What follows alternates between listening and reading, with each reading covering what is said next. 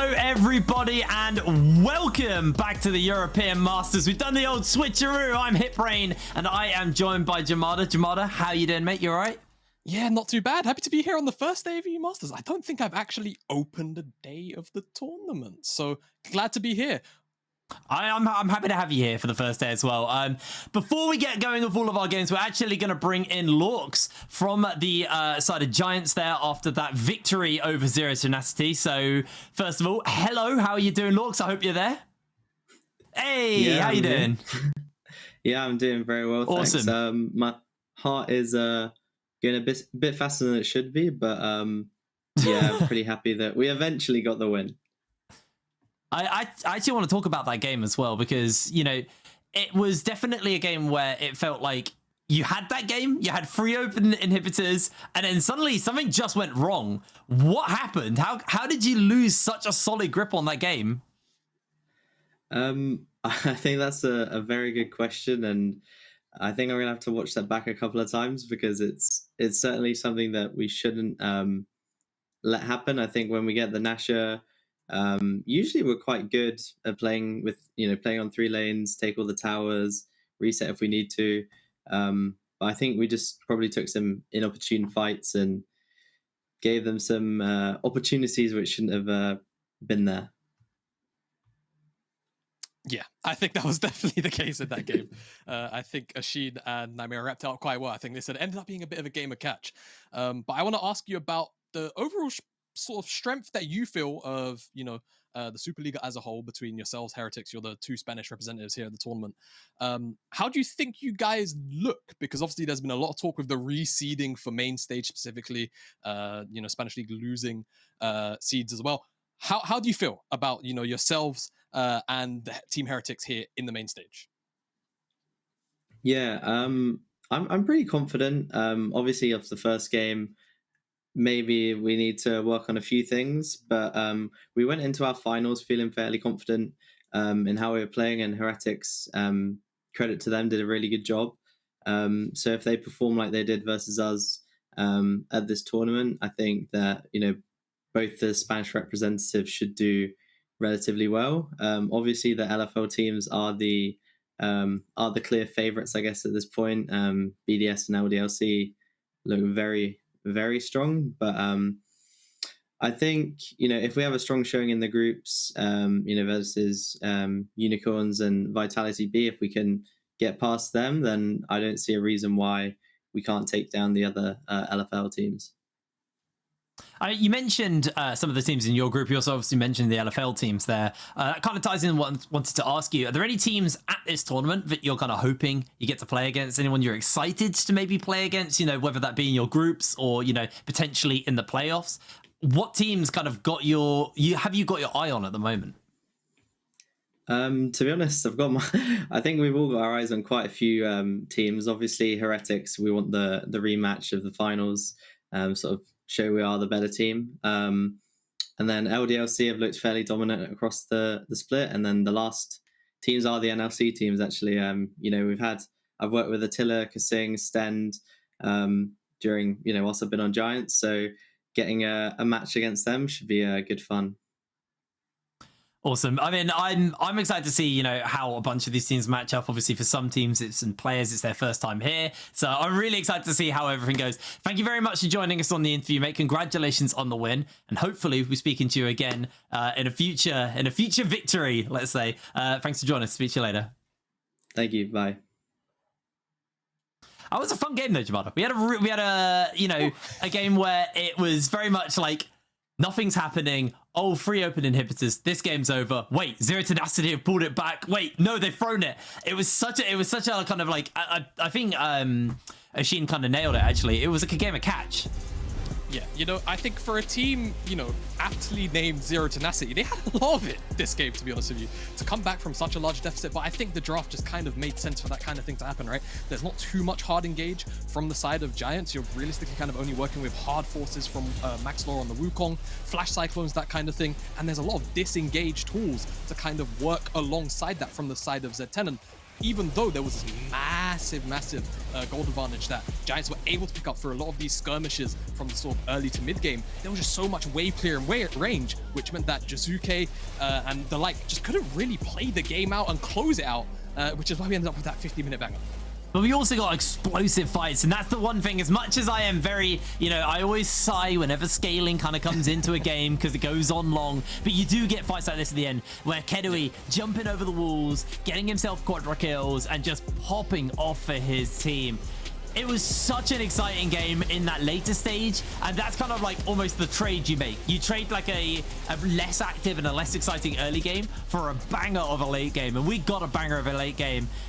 I'm sure Zero to Nasty are probably heartbroken with that loss as well, because you only get so many games in the group stages. Every win really counts, especially in a group like Group A. This is a very stacked group, and this loss here could be a massive difference maker. But on the other side for Giants, this victory here could also be a massive difference maker. It could decide a lot for them and their overall standing in heading towards playoffs. So it was an absolute banger. I'm excited to see how some of these teams match up versus other teams in their groups, in this group as well, because you've got UOL, who have absolutely dominated Prime League in this group. You've got Vitality B from the LFL as well. So this is an incredibly stacked group. Yeah, absolutely. And for Z10, you're going to feel heartbroken not quite picking up this win. I mean, you could just see it in the gold graph, can't you? Like how far ahead Giants were for Z10 to come back, pick up a Baron, almost make this game super competitive. We had a lot of Zeri gaming, right? But like at the end of the day, you still got to see some of the, return side of what Corki and Sivir are capable of doing in front-to-back team fights. And yeah, for Giants, it's kind of a must-win game. You kind of highlight, right? They've got Vitality B and Unicorns of Love. It's no disrespect to Z10, but realistically, they're going to be eyeing up the other major regions, right? The first seed from Prime. Everybody kind of has the LFL on this pedestal at the moment because they are domestically the strongest region in the IRLs right now. So this was a must-win for them to take down Z10. Yeah, definitely. It was a major step forward for the side of Giants, and we'll see how they kind of fare out across the rest of the next couple of weeks. But I think it's time we move on to this game number 4. Schalke taking on GameWard from the LFL. GameWard, actually a bit of a new name for people here at the European Masters. If you're an LFL fan, you'd be very much aware of this team, but this is their first appearance at the European Masters. So for them, it's about them really putting their name forward coming into this. Yeah, absolutely. You want to come in with a bang. They've come through the play-in stage. I kind of want to talk about that because Schalke have not. Schalke qualified directly into the main stage. GW had to come in through the play-in, and we've seen a bit of a trend with teams whenever they end up coming through the play-in stage where they kind of just have a tendency to make it out of groups, even make deep runs into the knockout stages as well. So I'm excited to see what they're going to get done because they already have experience playing on stage on this patch, whereas Schalke is going to be a lot more about, what they've learned from scrims and how they feel they're going to have to come out, here into their first game here at the Amazon European Masters. All right, well, the picks and bans are going through. No Lulu, no Yumi. I'm very happy to see that. The Callista and the Sivir being banned away. We expected coming into this game that it was going to be a very bot lane heavy game. We got TakeSet, we got versus Innaxe. These are two players who absorb a lot of the pressure for their team and kind of take the reins into the later game. So expect to see a lot of attention on these bot lane matchups. The Zeri has been left open, and I feel like for GW, they're actually just going to ban the Lucian instead. So they'd rather not deal with that. They don't want to just give over like a Lucian Nami and just lose all priority in the bot lane. They're quite happy to give that over, and it feels like Schalke, they've really got pick of the litter here. They can go towards that Zeri if they want, or they can look to pick something up that can deny it, or maybe just see what GW want to go for. Elite Joint actually going to lock in the Vi here, and that means if you do lock in that Zeri, you've picked something that can actually handle that very well. Yeah, of course. One of the things, whenever you see Zeri pop off, right, I still have images of that upset game in particular from the final day of the LEC regular split. It's because there's no point in click CC. Vi is one of the premier champions at just going, nope, you're not playing the game how you want to play it. You will play on my terms. And that's going to actually ward off GameWard from going towards this Zeri potentially in the opening. They hovered that Aphelios for a very long time. They're going to stop over to the XinZhao, so they're going to match the jungle for now. Of course, still have the option of going towards that Zeri, but when you leave that Aphelios hover for so long, maybe they were probably talking about locking that in the same rotation either way, and then they hold their support for 3. Either way, I can definitely expect to see Innaxe pick up his AD carry in this slot, and GameWard as a whole typically do kind of lean into giving Innaxe a lot of resources. They play a lot of these hyper-scaling AD carries. It's one of his most played, if not his most played. They will actually pick up the Renata. So I think what this says to me is they're happy with whatever AD carry they want. They just want to make sure that they have that 2v2 with the Renata down there in the bottom side. And also, when you have the Vi already set up, normally you want to follow those engages. If you know from the get-go that Schalke are going to be trying to follow up with this Vi, the Renata ultimate can be great at disengaging some of those tools. Absolutely, and it felt like that first pick Vi might have thrown a little bit of a curveball at GW, but they are a team who over in the LFL are known as an incredible, like, big brain thinking team, and they took their time, and it feels like they've kind of collected themselves out of that. The Renata, very, very solid support in team fighting. Most of the meta is scaling into team fighting, so Renata going to do incredibly well on that front. The XinZhao, like you said, able to match that Vi over in the jungle role, and now we're seeing the Thresh and the Aphelios get picked up, so they've got the engage side with the Vi, they've got safety with the Thresh, with the Lantern for that Aphelios. I really like what Schalke are starting to put together here, and now it's on GW to find some kind of an answer out here. Are they going to look to pick an AD carry up? I assume so, because otherwise they're going to see all of the other priority AD carries just get banned away, so they lock in that Jinx there, deciding Zeri, they just don't want to do it. The point and click is too scary. Yeah, they are going to go towards that Jinx. Of course, feels like we're back in spring, apparently, with the Jinx Aphelios meta. Thresh, first time here this split for Lilipp. So Schalke showing different colors here. But again, you know, Aphelios Thresh is a very neutral lane. You don't really have to do too much. You can play it very defensive. You can play it very aggressive in the lane. And I think when you've got the Vi set up there, you're likely going to be looking to try and go for some of these more aggressive plays. We'll see what Schalke want to try and prioritize, though. It definitely does seem to me that, you know, yes, they have TakeSet and Lilipp, who are very, very capable laners. But if you look towards the top side, they have Jaeger, who was on that X7 roster from Spring, who a lot of people outside of the NLC as well expected to make deep runs. Of course, that didn't quite come to fruition, but also Decay, spoken quite highly of in the Prime League as well, one of their you know, top premier mid laners. So I think there's a lot still to work for here on the GameWard side as the bans start to come through. A lot of mid lane focus, as you'd expect. Czekolad, we kind of know him as one of those mechanical mids, very capable, of course, of by playing, you know, things like the Azirs, the Corkis, the Victors, but very much capable on the opposite side of picking up these assassins as well, like the Aurelia, like the Akali, which has been banned away from it. It does feel like GameWard are putting a lot of thought into every step of this draft phase. They do take their time, they run down the timer as much as possible, taking away this LeBlanc, taking away Decay from picking up these kind of mechanical skill check mid laners, but also the LeBlanc is a champion that pairs up incredibly well with that Vi. You get a great, you know, 2v2, depending on obviously what game will pick up, but you do have that ability just to play mid-jungle and really set up the map for success. So just don't want to deal with that, taking that away. And the Aurelia going to be the final ban here from Schalke. Now we'll see where GameWard want to look to try and prioritize. Do they just go for something that can sit on the top lane on an island, you know, your GPs, your Sejuanis, things like that, or they just want to go towards mid lane and set Czekolad up for as comfortable a lane as he can possibly get himself?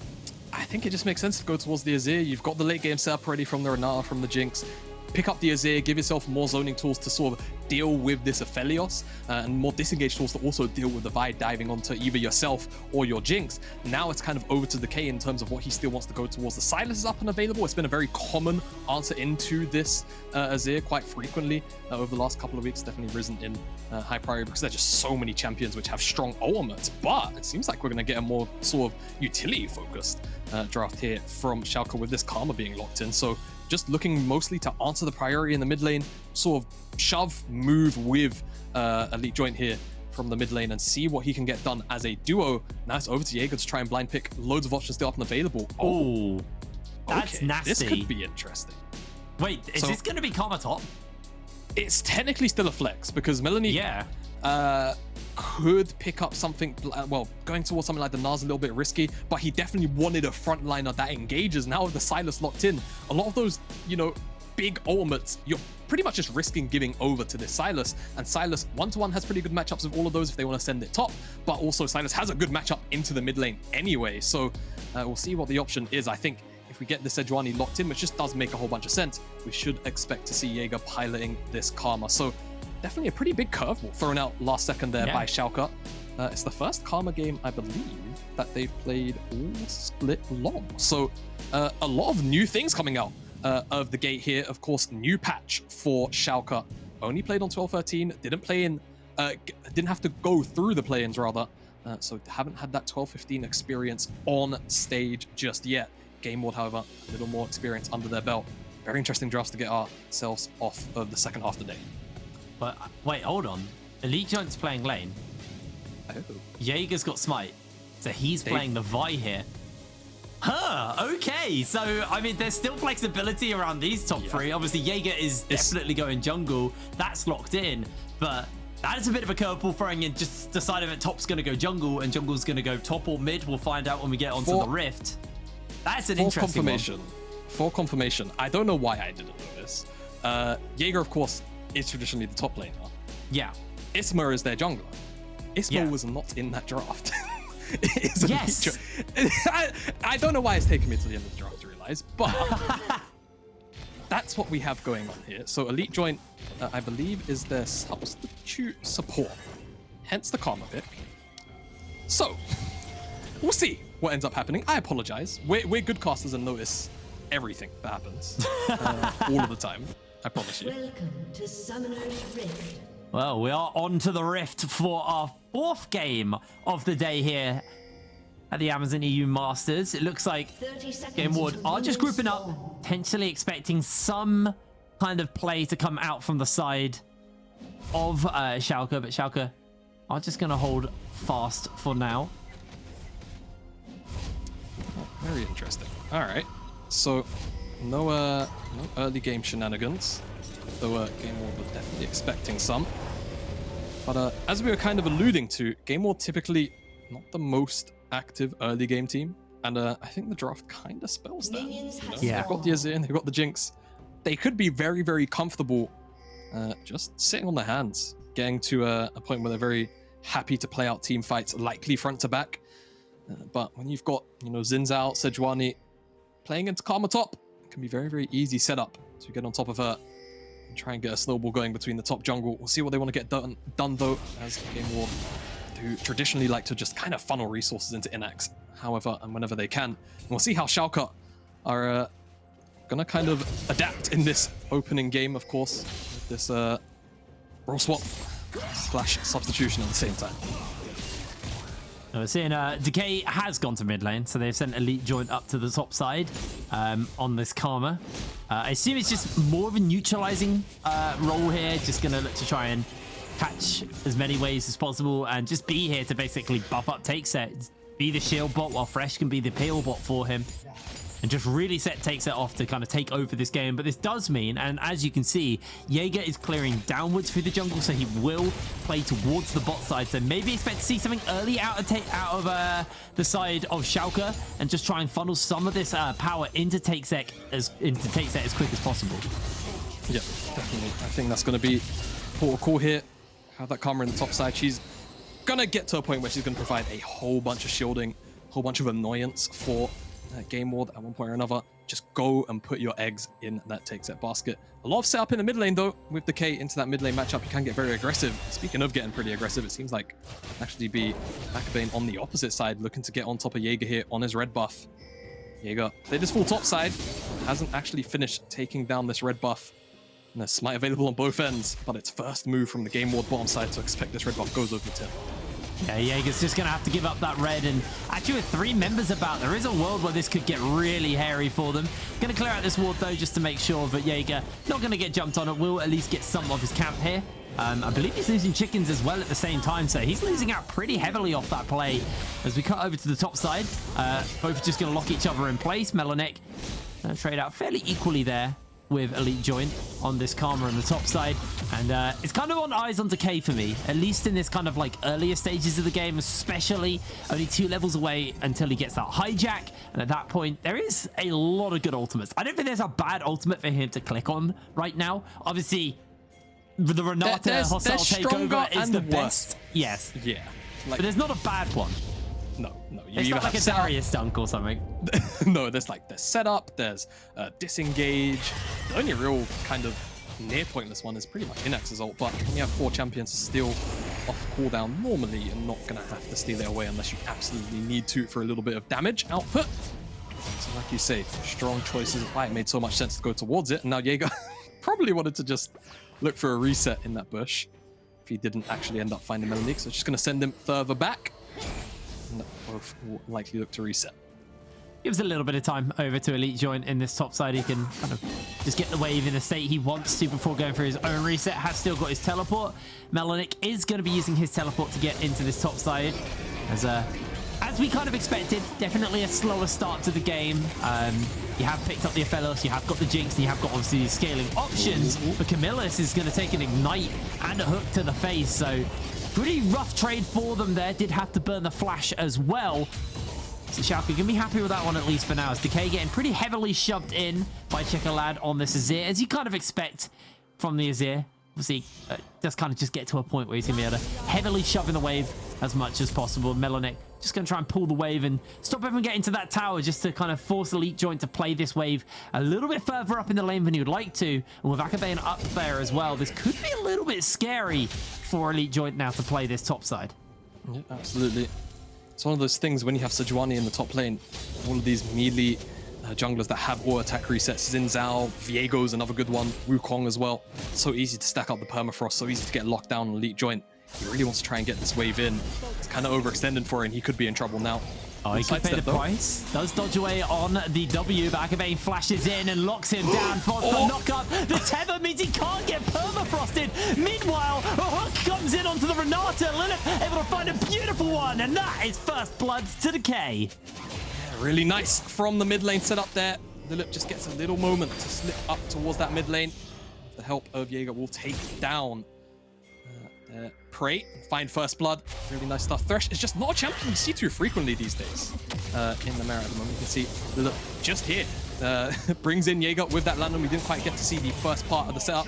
Maybe he was looking for Czekolad, guys. I'm not too sure, but he finds looking for kamilius either way. Yeah, you know what? Big brain. He finds kamilius. No flash. And, just easy pickings. Really great stuff. And Thresh is not really a champion you get to practice against too often these days, of course. Yeah. Historically, he's been pretty damn present in the competitive meta, but definitely this season it feels like fallen out of favor for other engaged champions, for other, full enchanters. I think that's always been the thing about Thresh. He's kind of the jack of all trades, master of none. When you're in a meta where you need to be a master of one or the other, it feels like he's definitely suffered a little bit on that front.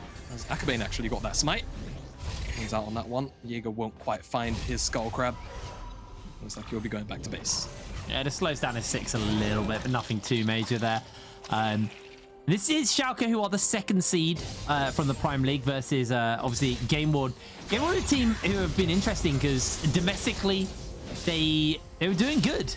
But towards the end of the split, they fell out from second into fourth at the end of the regular split. So it really didn't go as hot as maybe they would like to have. So I feel like, from a region that is very prestigious and, KC aren't here, so they want to kind of keep up that regional pride for themselves and for all of France. But for GameWard, there's a little bit of pride on the line here because they're a team who domestically were looking a lot hotter than they were by the end of everything. So they really want to try and bounce back and have had to really prove themselves by going through that play-in stage as well. So GameWard, there's a lot on the line here for them, and losing early is going to be, a bad loss for them. Obviously, we talked about it with the Giants' victory over Zero Tenacity. This is another group that looks pretty scary as well. You've got the first seed from the NLC, Dusty. You've got Matchco as well. There's only 2 people who can get out of this group at the end of next week.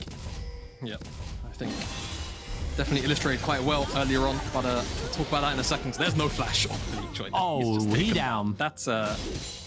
That's mighty unfortunate, but that is just the life of playing a immobile, flashless target against Sejuani, plus a very melee attack heavy jungler. And yeah, as you were saying, yeah, like you say, I think it was illustrated quite well. There isn't really much a group of like Schalke, but I think if there is maybe one that you can look towards, it could potentially be this group compared to others. I think just because the other groups look so damn stacked that this one, in comparison, maybe seems a little less threatening, but it's still threatening in all its own right. Like you say, the expectations still pretty high for just about every team inside of this group, regardless, right? LFL representative, Schalke, definitely want to go far. First seeds from 2 different regions. Be caught out here, but I think we should be able to walk this one out. So yeah, still a stacked group either way. Just about able to get away from that one, but Feels like the brakes have been put on a little bit. We're approaching that 10-minute mark. The gold lead is pretty much dead even. It's just ticked over a little bit in the favor of Schalke, but very, very close. Just 200 gold between these two teams. And so far, just 1 kill apiece. First blood did go over to Decay, and Decay's definitely a mid laner to watch. If you haven't really heard of this guy, he's someone who, as Jamada was saying, a lot of kind of top tier players really rate him over in EU as like a really solid mid laner. And there's a lot of veterans in this game right now. Most of the players here have played at EU Masters before, have been around in the ERL scene for a while, and you know, have some prestige that goes along with that. But Decay, you know, a little bit more recent to the scene himself, but has played with some fairly high up players and is definitely one of those people to kind of keep your eye on. Yeah, definitely is. I feel like every single tournament, it just gets, you know, individually, on an individual level, the players just get so much stronger every time, you know. It feels like we have this conversation every single on European Masters, like, okay, there's so many stacked mids, and then it's like, next tournament, wow, there's so many stacked mids and jungles, and then it's like, oh wow, there's so many stacked everywhere. Yeah, it's great to see the development in the ERL scene. The ceiling and the floor just continues to rise. It feels like you always have these conversations socially where you say top ERL teams can probably start to very comfortably contest, you know, depending on what kind of land you live in, up towards the middle of the pack in the LEC. So it's always great to see that the teams continue to improve tournament by tournament. I mean, that's kind of what you want, though, out of this tournament. This is, you know, the breeding ground for talent. This is our nursery for up-and-coming LEC players. So this is where, you know, for some players, it's a chance to maybe re-spark or reignite their career and get themselves back on to that kind of big stage. For others, it's their chance to prove themselves versus those players who have formerly been people to watch. But TakeSet is having a runaway, dodging out, holding the lantern as long as possible. Unable to do so as Innaxe will take him down. Beautiful little kill there for the French representatives, and with Akabane having that Rift Herald, they might just inject a whole bunch of gold into this Jinx here on the bottom side of the map. Yep, Akabane just gonna take his time, go towards the Krugs first. He knows that he's practically alone here for now. Jaeger's making his way down, but you can see Innaxe start to strip away at this tower. So Akabane, they have the opportunity now to quickly drop the Herald. There it is. We'll just do about that. Oh, Akabane has to be careful. Does have himself the ultimate, gets caught out by the hook, pops the ultimate, pulled in place, locked down, and Akabane is going to get himself the bailout. Decay flashes away to make sure he goes down, and now Lilipp will be looking for another hook. He's got the flay. Where's the hook? It goes a little bit wide, and kamilius able to get away. They trade out a whole bunch of plates, but they do get another kill for their mid laner. So they do. Sylas, Decay picks up another one for himself. See if they can maybe make something work around him again. Remember, there are quite a few strong ultimates to set himself up for success. Now, Lilipp actually gets caught out by one of them. This could be bad, but he's able to flash away. Innaxe is still here, shooting rockets over the wall. That's going to be a good ultimate coming in, and TakeSet's rejoined into the fray. Gets the lantern out to safety, and Innaxe's damage is starting to ramp up. Schalke just able to get away for the moment, but Jaeger has found Czekolad. Czekolad is able to shuffle himself over the wall to safety, and Schalke won't be able to get anything more from this. For now. A couple of return kills, but still, I think we talk about where the gold went, right? All of that gold going into the hyper carry win condition for Innaxe for GameWard. Even though a couple more kills than you probably would have liked went into Decay's back pocket, gold is still worth picking up for GameWard. It's more about how Schalke will try and respond in the next couple of minutes now that Decay's picked up that Everfrost and what kind of setup they'll be able to look to find on the map. Absolutely. Seeing just Decay get back to mid lane, deal with that teleport coming in from Elite Joint. He did lose a plate there. Actually, we'll lose 2 plates to Melonik on that top side. So a bit more gold injected into that Sejuani, and it's starting to run away with it a little bit on the old CS department. Akabane has been caught out. Here comes Decay. Elite Joint's going to slow them down. Got the tether to follow as well. Decay jumps forward. Czekolad's coming in as well, but kamilius has a big ultimate to throw down. Instantly caught out by the Everfrost, but the hostile takeover lands onto 2. The Rocky goes between the goalpost. Melonik's still alive. Decay hunting him down. Can't quite find him with a chain lasso. Hook goes wide. Lantern onto Decay. Blast going out to safety as well. The only you lose Jaeger, but Elite Joint finds the kill with the Inner Flame Scorch combination, and down goes another player for the side of GameWard. All right, well, GameWard got a little bit aggressive, but in the end, the skirmish ends up going in their favor. I'll be honest with you, I'm not even sure how that looked like it should have been doomed, but I'll tell you where it really turned around. It's that ultimate from kamilius. You can see they're just trying to get on top of the blue buff. Rather, they start to disengage. They need their members to come and collapse, and the health bars are just dropping so low, so quickly. But Akabane, I think, with the Gore Drinker, able to sustain up, make that turnaround happen. And Melonik just too damn tanky already so early on into the game. It's that ultimate from kamilius, which really just disengages a little bit too strongly. And then the joint Scorch, is it Airy? Airy's not on him. Scorch, which takes down kamilius. And at least walk away with 1 kill in trade after losing Jaeger in that exchange. I actually want to kind of give a big shout out to Lilipp there. I feel like that actually could have gone so much worse if he didn't have such a heat-seeking hook. It landed onto kamilius, who wasn't then able to get the 4-man ultimate, just the 2-man ultimate. I feel with that 4-man ultimate, that fight could have gone way worse. They could have lost almost everyone, if not everyone. But that hook into the Everfrost just slowed kamilius down long enough that he couldn't line up the ultimate to hit multiple people other than just the 2. And GW... yes, they're okay with the way they came out of that fight, but that could have been way better for them. So Lilipp definitely stepping up here, and his Thresh has been clean this game. More hooks hit than missed, to be fair. At least the ones we've seen him throw out. So he has been on point so far. He's up where it matters, you know. Yeah. When we've been able to see it on screen, he's managed to hit the mark. Yeah, really well. Again, on a pick that we haven't exactly seen Lilipp play in a little while. So, you know, definitely a much different look. I mean, of course, in general, Jaeger's playing in the jungle, so it's a different look for Schalke at either way that you slice it. But, of course, still playing pretty damn well. Still down several thousand gold, though. The S04 representatives doing what they do best, being up in gold at that sort of 14-15 minute mark, as per usual. Well, Dragon did go down then. It looks like the answer coming in from Schalke is they want to turn their attention towards this Rift Herald. Obviously, no plates to take, but they would like to start looking to pick up some of these towers, maybe crack open mid lane, especially when it's the likes of an Azir in mid, who we saw last game how much they can stall out the game, stealing away the XinZhao ultimate there from Decay. And actually, this might have just been a cheeky leash onto the Herald. The smite's going to have to be clean. It's not going to be enough. And now Jaeger needs to get the lantern, but he is just in the bounce house. Melonik will take him down. There is going to be no opportunity for Jaeger to get away. Yep, not at all too much CC comes down. I'm able to click on the lantern. It's always the pain. When you see that Thresh lantern go down, but then all of a sudden there's like 10 wards on top of it. Too many bodies to click. Unable to get out of that one, unfortunately, for Schalke. They'll lose the Herald. GameWard. It's actually picked up by Melonik, so we'll see where he ends up dropping that, or whether he's just going to end up grouping with his team at some point. Of course, usually we see that one carried around by the jungler, being everywhere and anywhere they can be. But still, with that Herald in their back pocket, it now makes the threat of, you know, losing a fight at this next dragon, for example, particularly painful.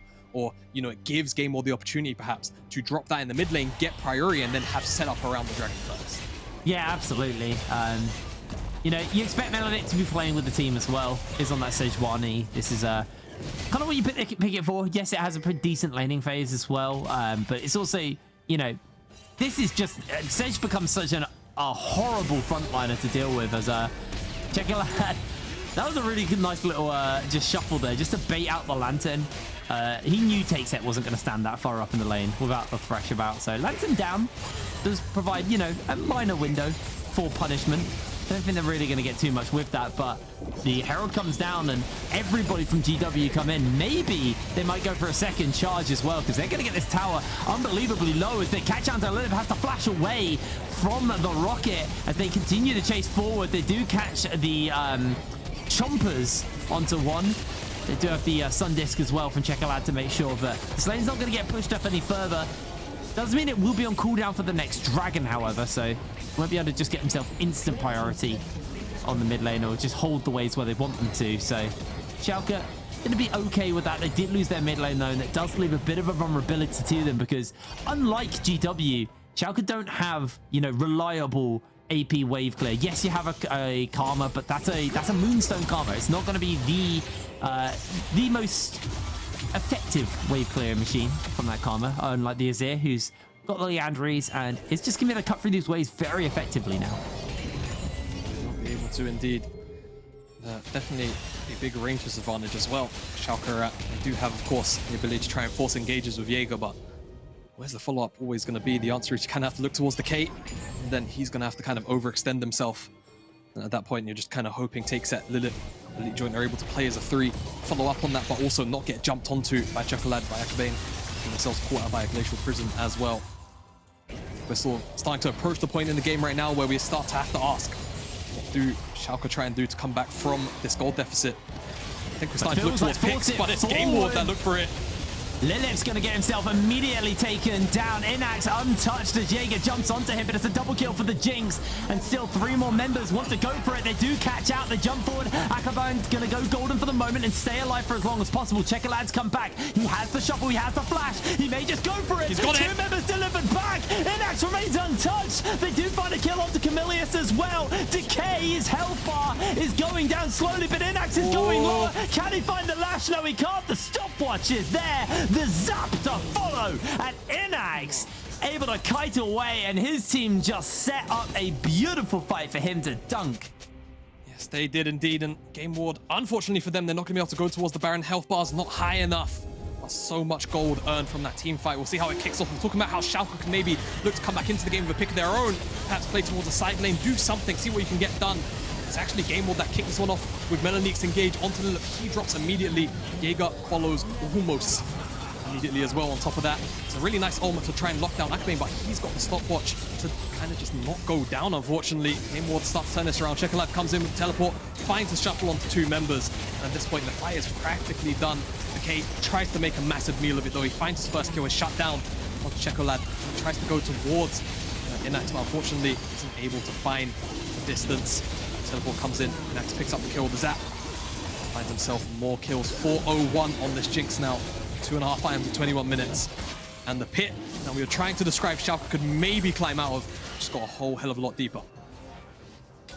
It really did. Dragon's going to get picked up for GW as well. Still a while away from that soul, but they do find a Vi into the hook. The rocket comes in. Akabane jumps forwards, and the rest of the team are about. Czekolad does have himself the ultimate available. Lilipp gets caught out. There's a hostile takeover onto Free. An absolutely devastating fight. Decay able to break it apart and get the lantern away to safety. That could have gone so much worse. GW, though, going to be happy with that 1 pick onto Jaeger. Yeah, they are. I mean, right now, GameWard, they're just working with more damage, and in that kind of team fight, you're funneling into Azir soldiers, into rockets from Jinx. And that Renata ultimate as well just keeps them in place a little bit too long. Jaeger goes down now with no jungler on the map.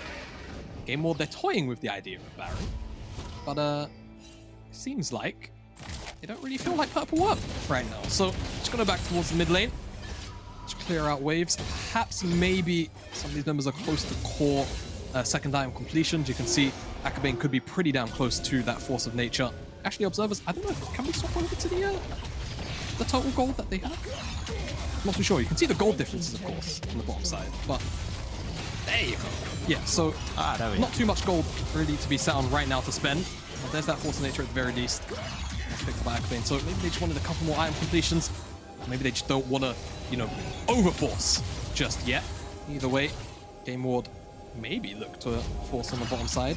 It seems like they're pretty tempered at how they want to approach this for now. Oh, they do find themselves an opportunity to kill out kamilius. He's going to buy himself the bailout, but that's not going to be enough. The blast cones use Decay, and Lilipp are going to be left alone. The rocket comes in for the dunk as well, and they are going to continue the fight. Jaeger will go down. GW able to find themselves a 2nd kill there. Pretty much a freebie. They've got all the pings on the Baron. They've got pretty decent vision to work with as well on it, so they're just going to move over to grab themselves this Baron Nashor. Yep, the only thing they really have to worry about is Decay finding some kind of massive ultimate. And I'm not sure what guns TakeSet has, but if he's got, you know, green, white, white, we can try and make some kind of meal of this, but I just feel like this Baron is too far gone, already half HP. They're looking for it. Something. Infernal's there. It's not that big, but they're going to force him off, Jake.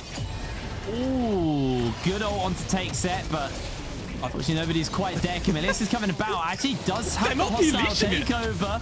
They're not giving it up. Innaxe shooting over the wall, trying to finish it up. Baron going incredibly low. Jaeger is now here with the smite.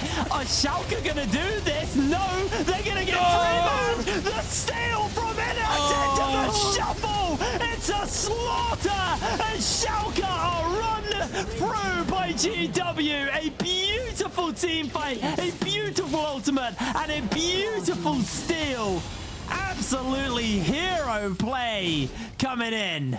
Oh, it's a meat grinder in the pit, man. I mean, you can't really fault Schalke for trying, can you? They're so far down in gold. They see a Baron's at 3,000 HP. You know what, guys? Let's flip it. I don't blame them at all. Down almost 10,000 gold now.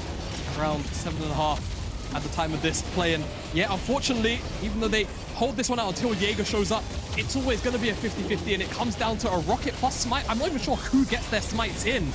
But it's the final blow that comes in from the Mega Death Rocket. It looks like it's actually a combo of Akabane and Innaxe, and then as soon as that Baron goes down, Czekolad finds his targets with that Emperor's Divide. Divide and conquered, you can maybe say, but they were kind of just minced in that pit after that ultimate. And unfortunately, Schalke, I'll say last legs, but it feels like last legs were about 5 minutes ago. GameWard now with the Baron looking to press on and open up the base, you'd have to imagine. Yeah, they're going to look to try and get into this last tower here outside the base, and then it is on to siege duty. And this is kind of what we're talking about there. Lacking a little bit in the old wave clear department. They've only got that Karma. Obviously, you do have TakeSet as well, but you've not got, you know, Azir levels of clear, or as we saw in last game, the Corkies, the Azirs, you know, lots of wave clear available. Not going to be quite the case in this time, and GW are going to be able to take this tower down. The question is are they going to push for more here? Are they just going to reset and kind of take their victory with what they got there? But it looks like reset's cancelled.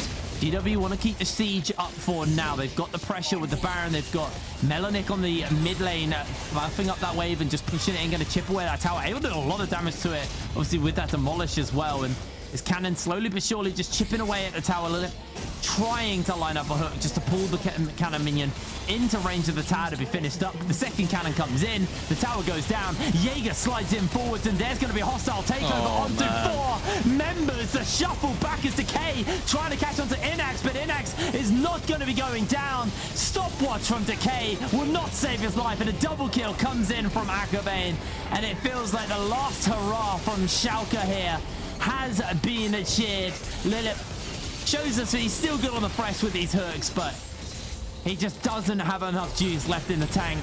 And another tower will go down. It feels like GW should just have done this. Inhibitor number 2 will go down, and they are going to push in onto these towers. We'll be looking to take them down, and TakeSet not going to be able to do too much more here. Hasn't got the gun load out of hold, as he is going to get shielded up, but his Nexus can't be shielded. GW, in dominating fashion in under 30 minutes, are going to take down Schalke. Yes, they are. LFL getting off to a strong start at the tournament. And I mean, yeah, obviously a couple of circumstances around it. Schalke not running their full lineup here, but GameWard still came out looking very dominant in this game, no matter how you slice it. They had their win conditions set from the get-go. They had their front to back with the Jinx, with the Azir. They had strong engage options. It always felt like draft to draft, this is going to be a difficult one for Schalke to play out. And unfortunately, it just felt like GameWard were the better team, and they also had more tools to kind of work with. It was kind of just all on Decay's shoulders to try and find something, and unfortunately, he couldn't find a lot with what they had going on. Well, I believe we actually have Kamilius standing by for an interview. So, Kamilius, are you there? How are you doing? Hey guys, I'm fine. Just on the game. Yeah, I mean, obviously feeling good after that victory. I kind of want to take it back all the way to the beginning, actually, and talk to you a little bit about that draft. You saw the Vi get picked in as the first pick. Was that something maybe you were expecting for them just to go blind pick Vi first rotation? Did that catch you off guard, or were you kind of ready for that? I think it's not anything surprising, like people do that often. So maybe we didn't expect them to do it specifically, but it happens so much in practice that we know what to kind of pick into it. So it was nothing like something we would be afraid of. So we were ready, I guess, if you ask me. Yeah, no, I think definitely so. And I kind of want to ask you, being one of the teams coming out of the play-ins, right? Also being an LFL team, how much help do you feel like getting that extra experience on 12-15? Because it feels like 12-13 to 12-14-15, slightly different meta shake-up, a lot of different priorities on the neutral objectives in particular. How much help do you feel like that's given you in terms of having a strong read on the meta and being able to kind of put yourselves in strong positions from the get-go because you've had all of this additional stage practice? I mean, I don't think it's an advantage, like big of an advantage, because we kind of shown like 8 games we played in planes, so people kind of see what we like to play. So I would say it's kind of disadvantage. And we kind of finished playoffs in LFL early, so we had a lot of practice on this patch. So I would say we have good meta read. But for example, because we played a lot of Yuumi in planes, and I really like to play Yuumi, people are banning it now. So like they see what we like to play, and now we get drafts that we are not as comfortable playing, So please don't ban me, guys, and let me play the cat. I love it. I guess I'm going to ask you a kind of broader question. I asked this in my last interview as well, because I like to see, and find out how you guys feeling about some of the other teams. Are there any teams in this tournament that maybe you are really excited to play versus? Are there any teams that you've really got your eye on coming into this tournament? Yeah, I mean, every LFL team is kind of a challenge. I would really like to get my revenge because we finished 4th in LFL and we lost to Vitality. So I really hope we get to play them in this tournament eventually. And I think the other teams, I think UOL is a decent team from like first seed of Germany, and maybe Heretics a bit. But I think other teams are not as good. And like LFL is probably the strongest region by far. Like if I play games in LFL and on stage and best of 5s, it's completely different life than playing against other teams from other regions, because we scrimmed these teams a lot, right, and practice, and they are not as challenging as other teams from LFL. So I would rate as top 4. Like every LFL team from 1 to 4 is top 4. Big shocker. We're putting LFL as a team, as a region to be scared of. Thank you very much for joining us in the interview, mate. Congratulations on that win, and good luck with the rest of the games coming up for the rest of the week for you. We'll speak to you later, all right? Thank you, guys. Have a nice day. Thank you. Giovanna, that was a pretty good game, actually. It was very, I think it was one-sided is probably a bit disingenuous, but it was very controlled by GameWard. Yeah. No, one-sided and controlled, I think you could maybe say after a little while. Yeah, it was just kind of one of those scenarios, unfortunately, where Schalke just fell kind of too far behind. It felt like they were outdrafted as well. Just weren't too many strong tools to get fights going. And I think that's definitely the important thing in this meta right now on 12-15 is having multiple tools to kind of engage, having multiple agencies, right? So that you can consistently just go, we want to pick a fight here. It's not just, one champion through, in this case, Vi, and then not too much follow-up on top of that. You need to have multiple divers, it feels like, in each draft, so that you can give yourself a strong opportunity to actually pick fights on your terms, even if you're falling behind.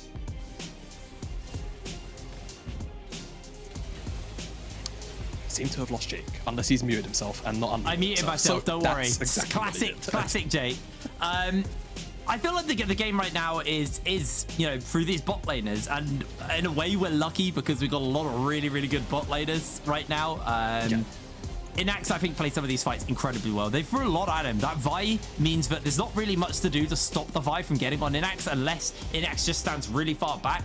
But the moment the Vi jumped on him, everyone would just swarm around the Vi, free Innaxe up to then take over the rest of the fight. And it was just, the communication and obviously the clarity of how to play these fights was there from the side of GameWard, and every fight just felt very, very, again, controlled. They just had such a good grasp on how to play this game. Yeah, no, absolutely. I just feel it's a little bit too hard to play out. You can see it from the gold graph, really, right? It was a relatively even game in the early parts. You'd even say that Schalke were trying to, find pretty solid means of advantages. They had Decay pick up a couple of kills. They were trading whenever GameWard were making these proactive plays, but come to 20 minutes, it just felt like it was always going to be GameWard all the way. Again, too much comfort, it felt like, for GameWard handed to them. And of course, Schalke, with the circumstances with the substitute, Jaeger off-roll in the jungle.